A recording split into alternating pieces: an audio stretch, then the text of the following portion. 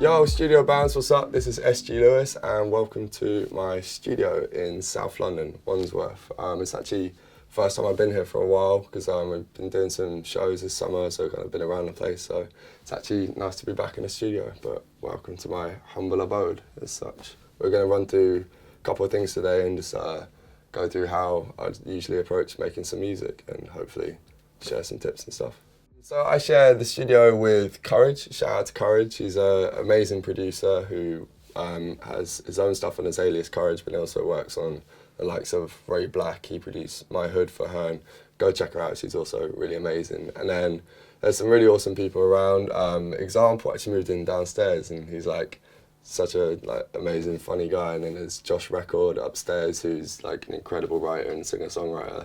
So it's like, yeah, it's a good vibe being down here and kind of being surrounded by different creative people and kind of being able to work together whenever they're about as well. So I've mostly been working on my first album here, so in between kind of live shows at the moment, that's kind of my main focus, so kind of being locked away in this room and kind of being checked on every now and then, but really just working towards the first album, starting to kind of get tracks together and just it's starting to slowly form as this project, but I think I'm going to spend most of September and October just locked away in here trying to get that finished, really. The kind of music I make under SG Lewis is, the best way I describe it is like slowed down club music with kind of singer-songwriter influence. A lot of it is sort of 100 BPM as opposed to like 120 or so, and it's got electronic drums and stuff, but then I try to include as many sort of real instrument elements in it and to try and give it like a different dimension. Right, yeah, so this is kind of my setup. It's all sort of based around Logic 9 and a laptop. As you can see, my laptop is a little bit worse for wear. I've kind of, I was on a train and I had the 1/4-inch jack from a headphone. The end of my headphones was on my keyboard and I didn't realise it was my stop, so I went to like close my laptop really fast and smashed it on the 1/4-inch jack. So as a result, I've now got 3/4 of my screen as opposed to the whole screen, but I promise I'll get around to fixing it one day. So buy my music and I can fix it. But the kind of setup I wanted to have was a sort of a plug and go setup. So I'm running a UAD interface over here, the Apollo, which is like amazing interface. But the basic idea is I can get here with my laptop, plug in, and then plug into my keyboards and my synths and stuff, and just be able to go straight away. And that hopefully other producers, friends and stuff will be able to use the setup as well by plugging in and going. I've got a fairly basic setup, to be honest. This is my favourite synth in the world. It's a Prophet 08. I'm running MIDI out of it with an iConnect MIDI interface so that I can use it as a MIDI controller as well. What that means is instead of kind of running around the room and sort of arming different tracks and trying to find where everything is, or using a different keyboard for MIDI synths and soft synths, it means that I can kind of, for instance at the moment, that's running a Rhodes sound out of Contact, but then that's arming it using the MIDI interface, but if I take that off and then on the console I unmute that, and I can use the actual sounds out of the synth, so that's just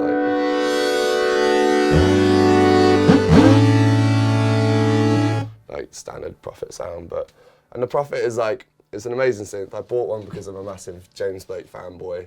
I went and saw him like a couple of years ago and I was like, oh my god, what's that synth he's using? And it is the synth he uses quite heavily, and I'd definitely say he is an influence and was like the main reason I bought one. But loads of people use them, they're an amazing synth, and that is the kind of really typical Prophet sound, is that just really thick, amazing saw wave with the low pass on it. Loads of people use, to be honest, but yeah, and then I use a Machine Micro for drums. So big fan of Native Instruments software. I think like if any producers are watching this, I think Native Instruments make amazing software, and I promise they're not paying me to say that, but I wish they were. But I'm running Machine over here, which is basically, Machine is actually a standalone piece of software. So you can use it like completely separately to Logic or whatever, but I use it as a plugin within Logic. It's just being able to knock in beats instead of having to kind of sit over the laptop and like imagine what it's going to sound like. I can actually just load up a load of sounds out of my kits and my sample libraries. You can record a loop and then quantize immediately. Just for me, I find that this is really useful for just being able to get creative really quickly. You know, if instead of spending 10 minutes programming a beat, you could, for instance, it could go really wrong.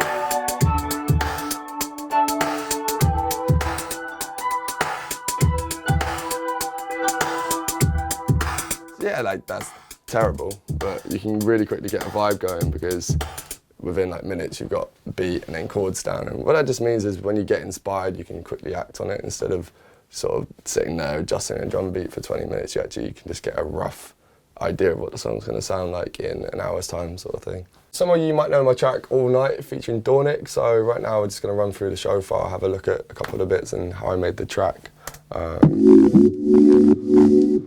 So one of the main sounds in this track was just kind of sine wave synth out of Absinthe. So all that is, that's just Massive, which is a Native Instruments plugin, just running with basic sine waves and then just chorus on it. There's a really basic sound, but it's like a really nice sort of bread and butter sound to have underneath everything. And then there's details on the top in the form of like airy guitar bits or reverbed out vocals and stuff. Then the drums come in.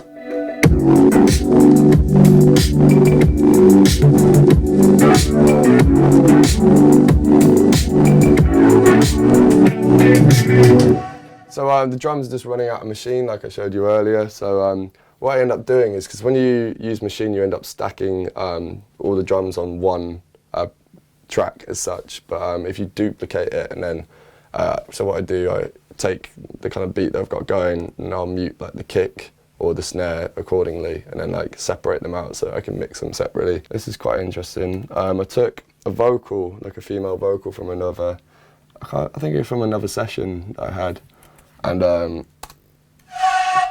which is there. And basically just affected that and pitched it around so it's got reverb, flanger, compression and then sidechain compression as well. I use a lot of sidechain compression. I'll run you through that in a second. But this is what the sound originally sounded like. So it sounds like super dry and kind of not that useful. But pitch that down. Added some reverb. Then sidechain to every like 1, 2, 3, 4 beat. Took all the low end out. Added more reverb, and then put a flanger on it. What that ends up being is just like a layer that kind of adds a lot of high end, because a lot of the synths are taking up a lot of the mid range, so I just needed a texture that was going to help fill out the kind of frequency range on the top and just add a sort of ethereal element to the top. So you can hear that underneath it.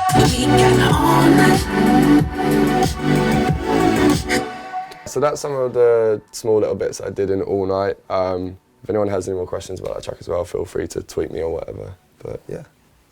Thank you Studio Bounce for coming down to the studio. Massive love to Jamz Supernova for coming down and checking out the studio. I'm SG Lewis. You can check out my stuff at SGLewis_ on Twitter, Facebook, SoundCloud, etc. Make sure you follow Studio Bounce for more like this from other amazing producers. Subscribe here.